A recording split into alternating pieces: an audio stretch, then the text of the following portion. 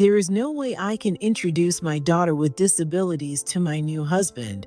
That would be so embarrassing. As my niece cried and trembled, my sister drove the knife in deeper with her words. You don't have a place here anymore. Just accept it and let your aunt take you in. Laughing cruelly, my sister pushed her daughter away as if she were some burden, fully intending to chase happiness for herself alone. Her actions were so disgusting that I felt a surge of rage, as if my blood had begun to flow in reverse. If you don't want her, then I'll gladly take her as my own daughter. And I'll make absolutely sure she finds happiness.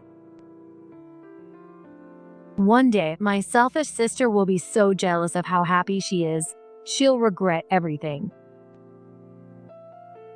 I'm Monica, a 30-year-old single freelance writer. I'm an independent spirit, and living as a freelancer, without bosses or corporate nonsense controlling me, this has been the best decision of my life. Because of that, I've never had any interest in getting married. I make enough money to support myself comfortably, and I was living a relatively happy single life, or at least I thought I was. Today, like any other day, I was glued to my computer screen, working on an article I had recently taken on. As I focused, my phone, which was sitting next to my laptop, suddenly vibrated with an incoming call. When the name Rachel popped up on the screen, I couldn't help but mutter, "Oh no." Her again. Like I was picking up something filthy, I hesitantly grabbed my phone. Lately, the one constantly pestering me with calls was my younger sister, Rachel. She's 28 now. 7 years ago, she had a child on her own and has been working hard as a single mother ever since. Or at least, that's what I thought. It turns out she's been living her life in a pretty selfish way. Her daughter, Holly, who is now 7, was diagnosed with a developmental disorder. She's had a tough time fitting in at school, and lately she hasn't even been attending. Desperate for someone to vent to, my sister started calling me every day, dumping all her frustrations about Holly on me. Of course, I had no desire to answer those calls. But if I ignored her, she'd just keep calling over and over, making it impossible for me to focus on work. So with no other choice, I finally picked up. The moment I did, my sister unleashed another rapid-fire rant about Holly. Hey, isn't Holly right there with you? Do you really have to complain so loudly? It's fine. She's cleaning the bathroom right now. She can't hear a thing. Oh, she's helping out. That's great. She doesn't go to school, so it's the least she can do. After she's done with the bathroom, I'll have her clean her room too. You don't have to pile so much on her. I mean, she's probably already struggling since she doesn't fit in at school. Maybe she should see a counselor or something. Oh, shut up. I have work, you know. I'm barely holding it together, working my butt off to support the two of us. I don't have time to waste on Holly. Rachel works at a bar in the neighborhood, mostly at night. No matter the job or the hours, raising a kid on your own while working is impressive. But maybe because she works nights, she never wakes up in the morning, lounges around all day, and never does any housework. The place is always a mess. Sure, Holly might have had trouble fitting in at school, but maybe being in that kind of environment didn't help either. And yet, I've started making Holly do housework, so I finally have a little more breathing room, but there are still so many things she can't do. She's completely useless. hey, she's only 7. What are you saying? She might already be emotionally drained, and you're making her do all the housework on top of that. Just shut up already. You don't even have kids. And besides, the reason Holly can't go to school is because she's just like you. Excuse me. I was caught off guard by Rachel suddenly blaming me. What the hell is she talking about? You've always been so selfish and carefree, doing whatever you wanted. Even now, you're just drifting around without getting married or having kids. The more I think about it, the angrier I get. Why should I be the one dealing with the consequences of you being a failure? Isn't that a bit of a stretch? No, it's not. If Holly had taken after me, she'd be well-adjusted, responsible, and loved by everyone at school. But because she turned out like you, I ended up as the mother of a kid who won't even go to school. This is the worst. Rachel was ranting like she had just discovered a new excuse to avoid responsibility. I wanted to call her out that she might have had a kid, but she's still an unmarried mother herself. But saying that would only make things worse. I could handle being falsely accused, but the thought of Holly hearing all this from the other room made my stomach churn. If Rachel was forcing housework on her and making her listen to this kind of cruel talk every day, just imagining it made my chest tighten. Then suddenly, Rachel's tone brightened as she threw out a ridiculous suggestion. Oh, I know. Monica, why don't you come over for a bit? Keep an eye on Holly. And if you get the chance, try to get her to go to school. Me? You're just as selfish and free-spirited as Holly, so maybe you can handle her. I work at night, so mornings are brutal for me. But you're a freelance, right? That means you have a flexible schedule, so you should help out. Right. Rachel was tossing out her irresponsible ideas like they were brilliant. Just because I'm a freelance doesn't mean I'm not busy. She really only sees things from her own perspective. I was getting more and more worried about Holly, stuck living with a mother like this.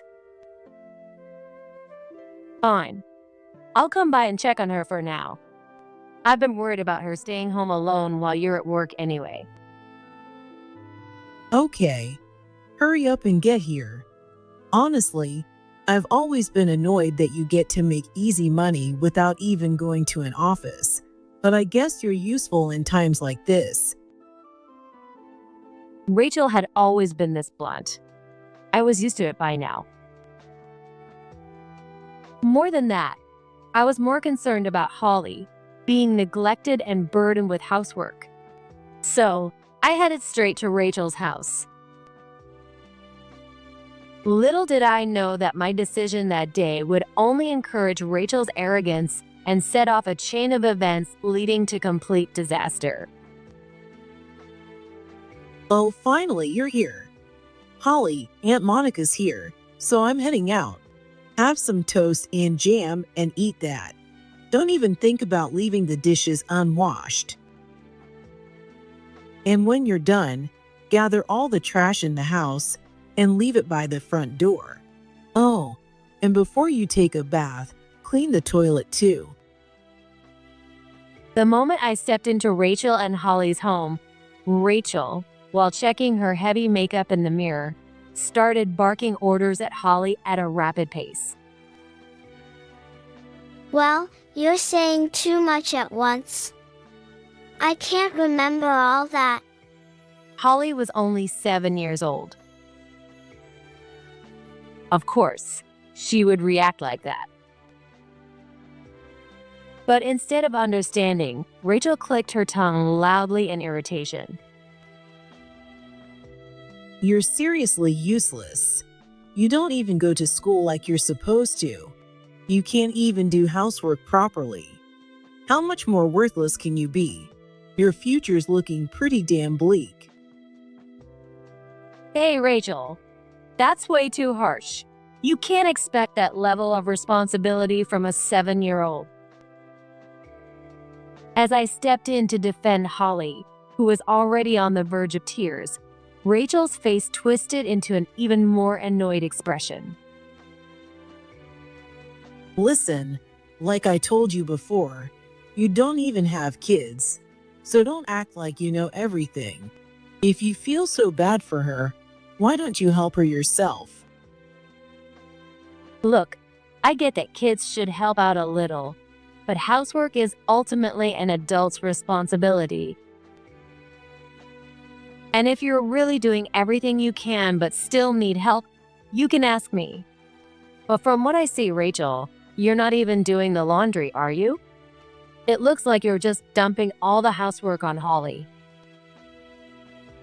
Holly probably couldn't even reach the bottom of the washing machine, which was why Rachel hadn't made her do laundry. A messy pile of unwashed clothes sat in the corner, likely the ones Rachel and Holly had worn. The dishes stacked on the table were still dirty, and dust had collected in every corner of the room. Rachel wasn't doing anything. She was just making Holly struggle through chores she barely understood. When I pointed it out, Rachel's face turned bright red with rage. Shut the hell up. I'm out there making money to support Holly, okay? I have to drink with customers, get wasted, and drag myself home. And now you're saying I have to do housework too? That's ridiculous. She doesn't bring in money. She doesn't go to school, so she should be doing everything in the house. Why don't you get that? Just as I opened my mouth to argue back against Rachel's absurd rant, I suddenly heard a loud crash behind me. Holly, what the hell did you do? This is the worst. Sorry, the toaster was too heavy. I turned around to see the toaster lying on the floor, bread and breadcrumbs scattered everywhere. You useless brat. Wasting food like this. If it's not cleaned up before I get back, you're in big trouble. Sorry. Even though Holly was already crying, Rachel just kept yelling at her with a terrifying expression. Wait, Rachel. She didn't do it on purpose, and you can still shake off the bread and eat it. Besides, maybe cooking is still a bit too hard for Holly. You could just do it yourself or even get food delivered. Are you seriously telling me to spend more time on Holly? She's the one who's messed up. So why the hell do I have to try harder? Rachel suddenly shrieked hysterically, making both Holly and me freeze. Seeing our reaction, she scoffed, grabbed her bag, and stormed toward the door. This is so damn frustrating. Listen up. You better have this mess cleaned up. With that, she slammed the front door and left for work. I had suspected she wasn't really taking care of Holly, but I didn't think it was this bad. Holly, did someone say anything to Mom? My teacher called. They talked for a while, and then Mom got really mad and said I didn't have to go to school anymore. Holly answered while quietly picking up the breadcrumbs. Her teacher had probably called out of concern. And Rachel, just like now, had lost her temper. Watching my little niece wipe her tears with the back of her hand as she picked up the breadcrumbs like it was nothing, I felt my own eyes well up. So, I made toast for her, scrambled the last few eggs in the fridge, and put together a simple meal. As Holly ate, we talked, trying to get a better sense of what was really going on. According to what I learned from Holly, even before she was diagnosed with her disability, she struggled with her appearance and often felt out of place in class. On top of that, her naturally reserved nature made it even harder for her to fit in, leading to a pretty rough time at school. Her teacher, noticing her struggles, managed to call Rachel to the school for a discussion. But Rachel didn't like being given advice and ended up telling Holly she didn't have to go to school anymore. Oh, this is really bad. After making sure Holly took a bath and got ready for bed, I couldn't help but glance around at the messy room, deep in thought. If Holly stayed in this environment, her mental state would only get worse. She was already being deprived of an education.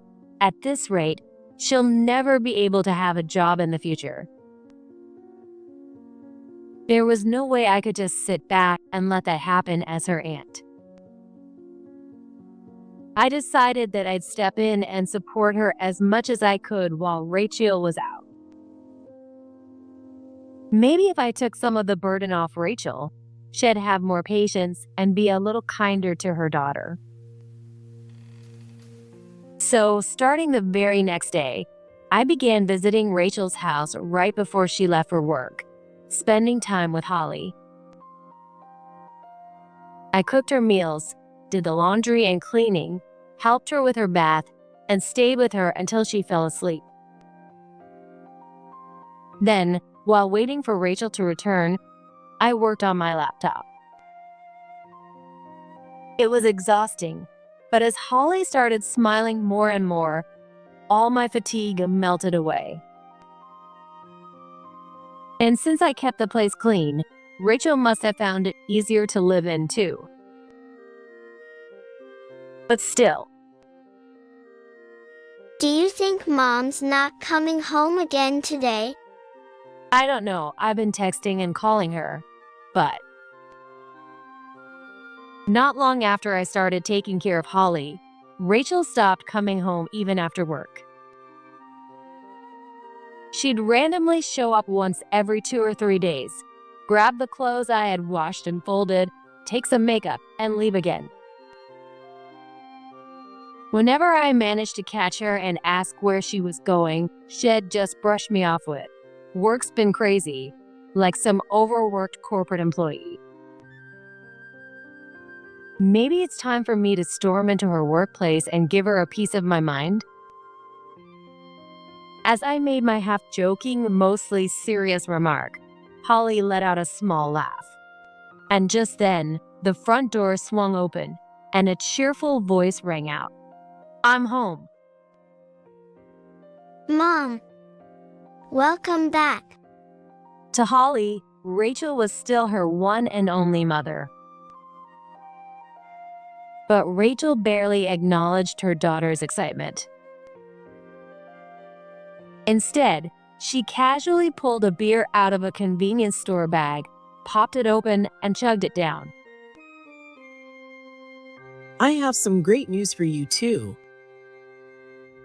Rachel beamed at us, clearly in a celebratory mood, while Holly and I exchanged confused looks. What's with this sudden visit? At least hear our update first. Holly finished all the worksheets her teachers sent over. She's been keeping up with her homework and she's caught up academically, so. Who cares about that boring stuff? It's not like it matters to me. Wet. She had been so frustrated about Holly before, and now she just didn't care. Rachel, her lips perfectly coated in bright red lipstick, smiled triumphantly. I have even bigger news. I'm getting remarried. My partner is one of my bar customers. He's loaded, and he's totally in love with me. Holly and I just stared at her in disbelief. This was completely out of nowhere, and all I could think was, so this is what she's been doing instead of coming home? Was this really more important than Holly's efforts? I was at my limit with Rachel's selfishness. Getting remarried is fine and all, but what does he think about Holly? Did you even ask her how she feels about it? If not, there's no way I can support this. What are you even talking about? Of course, I'm not taking Holly with me. That's a given. Rachel's offhanded remark made the entire room fall silent. I couldn't even react right away. I just couldn't process what she had said. Before I could say anything, Holly spoke up first, her face pale. Wait, Mom. Are you really getting married and leaving me behind? Why? We're family, aren't we? Holly's voice trembled as she asked, but Rachel just clicked her tongue in annoyance. Family? You gave up on school, so what right do you have to talk about family? Do you think I'd embarrass myself by introducing my new husband to a disabled dropout? No way. Holly's large eyes filled with despair, and tears began to fall down her cheeks. Seeing that, I couldn't help but lose my temper and shouted, "Hey!" But Rachel, lost in her own little fantasy world, just blinked at me with a clueless expression and said, "What? What's with that dumb look on your face? Is that really something you say to your own child? And by the way, mandatory education means it's the parent's responsibility to make sure their child goes to school. And Holly is a smart girl. If she had gotten the right support, she never would have ended up skipping school. But instead, you just dumped all the blame on her. I can't forgive you for that." Yeah, whatever. You spent a little time with her, and now you think you know everything about raising kids. But hey, that works for me. I was already thinking of having you take Holly in. You can just keep playing mommy all you want. Rachel wasn't even fazed by my anger. She just laughed and threw out a ridiculous proposal with that same carefree smirk. I was speechless.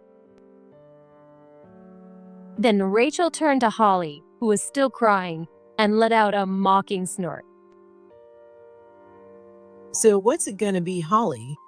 I'm not taking you with me, and I'm canceling this apartment, so you won't have anywhere to go. Either follow Aunt Monica or end up homeless. Your choice. Unbelievable. Absolutely disgusting. I couldn't believe this woman was my sister. She wasn't just a bad mother. She wasn't even human. Holly must have realized, too, that her mother was truly abandoning her. Her small hands, too tiny for her age, trembled as they grasped the edge of my sleeve. Aunt Monica, please help me. Of course, I'll help you. Without hesitation, I pulled Holly into a tight hug. You don't have to worry, Holly. I'm going to make sure you're happy. Hearing my words, Rachel burst into laughter and chugged the rest of her beer. Good for you. This whole thing feels like a cheap soap opera. But hey, at least everyone's happy, right? Now that we've settled that, make sure to plan your move-out date. I'm leaving this place by the weekend, so Holly needs to be gone by then too. Forget the weekend. Holly's coming with me today. There's no way I'm leaving her with a toxic mother like you. Starting your little pretending to be a mother routine already? Just so you know, no refunds if you get tired of it. Rachel didn't even flinch at my outburst. Instead, she started humming a wedding song to herself while flipping through a bridal magazine she had apparently bought. What a nightmare of a mother. Holly, let's go. I took Holly's hand as she hesitantly looked back at her mother. Then, I gathered up the few belongings she had and left Rachel's apartment, taking Holly home with me. Even as Holly walked out of her life, Rachel didn't even glance our way. Instead, she just laughed, throwing her arms in the air. I'm finally gonna be happy now. Unbelievable. I don't even want to acknowledge someone like that as family. That was not exactly the case for Holly, who was trudging beside me, tears streaming down her face. No matter what kind of person she was, to a 7-year-old, she was still her mother. How deeply must Holly's heart have been wounded, being abandoned like that? It's okay, Holly. I may never be able to replace your mother. With all the love I can give, I'll fill your life with more happiness than the pain you've endured. I will never regret the decision I made that day. I held Holly's small hand tightly, as if sealing my vow to never regret the choice I made that day. 15 years passed in the blink of an eye since that awful day. Holly and I were living a life much happier than I had ever imagined. The first thing I did was plan a move to a rural town where Holly could grow up free and at ease. The countryside we settled in was where my parents, as well as Rachel and I, had our roots, a place I had known well since childhood. By chance, a small old farmhouse had gone up for sale, so I used my savings to buy it and move in with Holly. Since my job only required an internet connection, I had no trouble working remotely. The house had a small vegetable garden, and since I enjoyed working outdoors, I started growing seasonal produce to help with household expenses. And as for Holly, her new school was small, with a relaxed and nurturing atmosphere. Surrounded by friendly classmates, she quickly came to love going to school. After school, she would either run around outside with her friends or help me in the garden. As those peaceful days passed, the emotional scars left by her mother slowly began to heal. Now Holly is 22. She graduated from college this summer and is now working as a freelancer, just like me. Sometimes she has projects that require her to go to New York. When that happens, she drives herself to the station and takes the train into the city. And every time, I can't help but tear up, thinking, I can't believe how much she's grown. I'm so happy. At 45, I may seem like a lonely woman with no romantic prospects to the outside world.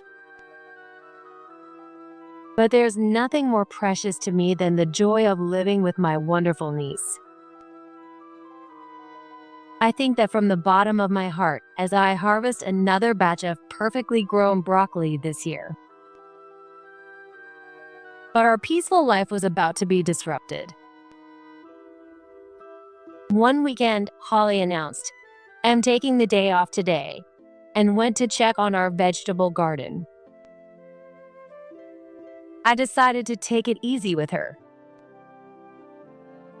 Monica, the cabbages are full of holes from bugs. Hearing her call, I stepped outside. Oh wow, they've really been eaten up. And they were just about ready to harvest too.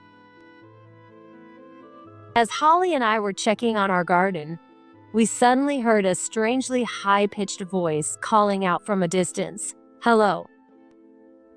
Holly, it's been so long. Wait, Mom? Unbelievably, Rachel, my sister and Holly's biological mother, was walking up the path to our house. For 15 years, she had never once tried to visit Holly, never shown the slightest interest, no matter how many times I updated her. Holly, I've missed you. I'm here to take back my beloved daughter. Your aunt hasn't been overworking you, has she? You must have been so lonely. Let's go home together. Rachel, her eyes wide with excitement, rushed toward Holly, practically out of breath. There was a desperate intensity in her voice that didn't seem normal. Feeling a sense of unease, I instinctively stepped between Rachel and Holly. "Is that really all you have to say after showing up out of nowhere? Have you forgotten what you did to Holly 15 years ago?" A woman who isn't even her mother has no right to butt in. That was ages ago, and it doesn't matter anymore. Listen, I knew that sooner or later you'd get a man and start seeing Holly as a burden, so I came to get her before she gets hurt. Let's go, Holly. Come home with me. "You've got some nerve." While I stood there, stunned by her audacity, Rachel grabbed Holly's arm and started yanking her toward her. "Hold on a second. Why are you suddenly trying to take Holly back?" I just told you. I came to get her before you start treating her like an inconvenience. "Then why didn't you come for her sooner?" I wanted to, but I had a lot going on. As Rachel and I argued, Holly suddenly yanked her arm free from her mother's grasp with surprising force. Stop it. You just want to use me now that I'm famous. I know exactly what you're after.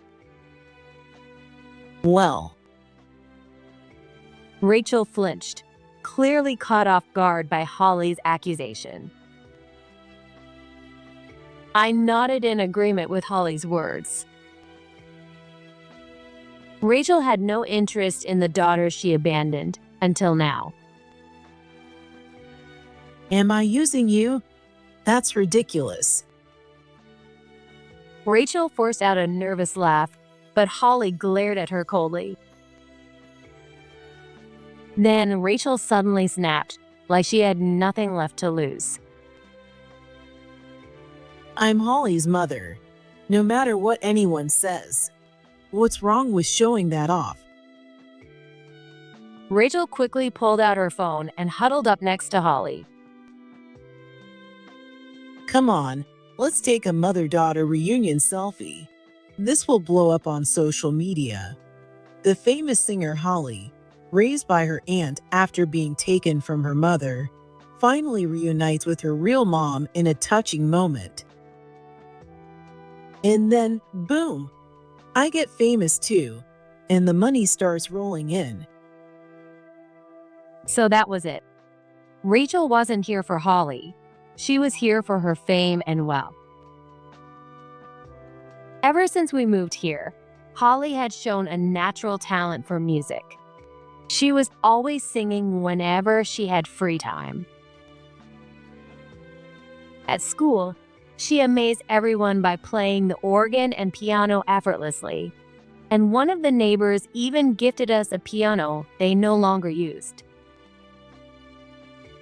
That's when Holly's talent truly blossomed.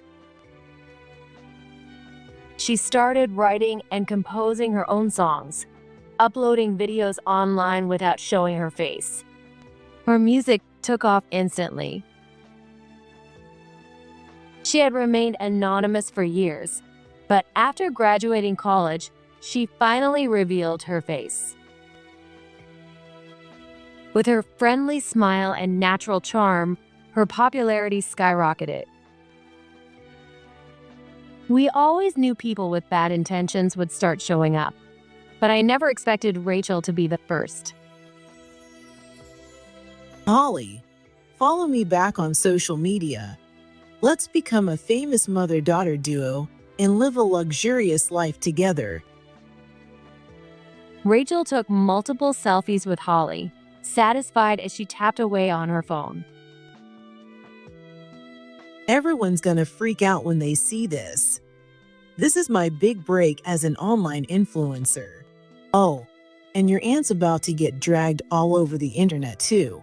An unmarried, childless woman who stole a daughter from her real mother.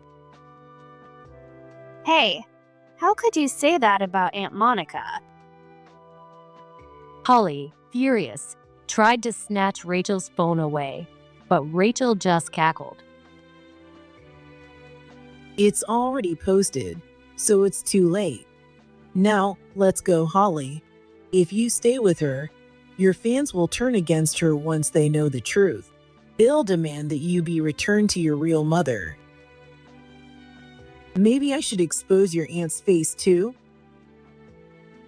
Rachel was completely caught up in her own delusions, but in reality, posting that photo was going to backfire on her. Let's see who really gets dragged by the public. Holly, who had been trying to grab Rachel's phone, suddenly paused at my calm remark. Oh, you're right. What are you talking about? Trying to act tough? If Holly leaves, you'll have nothing left. You'll just rot away alone in this filthy countryside while I live the high life. I almost feel bad for you. Rachel was still laughing uncontrollably. But Holly and I simply exchanged a glance and shrugged, completely unfazed. Rachel didn't like that. Are you mocking me? She snapped, stepping toward us. Mom, actually, Aunt Monica and I are publishing a photo essay about my life story. She helped me with the writing. Your life story. Rachel froze, her expression going blank. The book comes out tomorrow, and she's written everything about how you refused to send her to school and treated her like a servant. Rachel's eyes widened in shock. But she still didn't seem to grasp just how terrible a mother she had been. What? That's not true. I wasn't a bad mother. And now I just went and revealed myself on social media as your mother. What if people start harassing me? This is so unfair. Her phone screen was already flooding with notifications. The post she had just made was gaining traction. Right now, the response might be positive, but tomorrow, when Holly's book is released. You brought this on yourself. You abandoned Holly and only came crawling back when it suited you.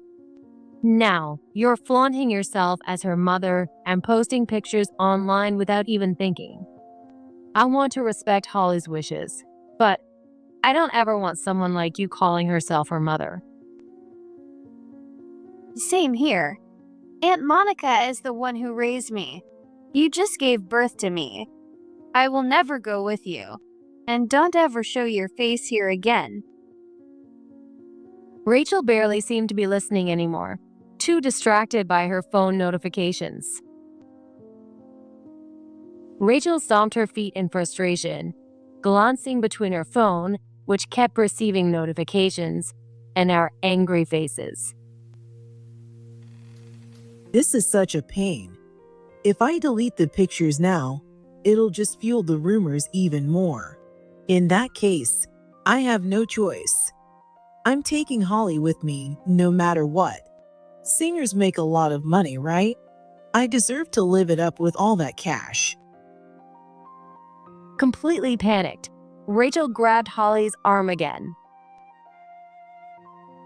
Stop it. Help me.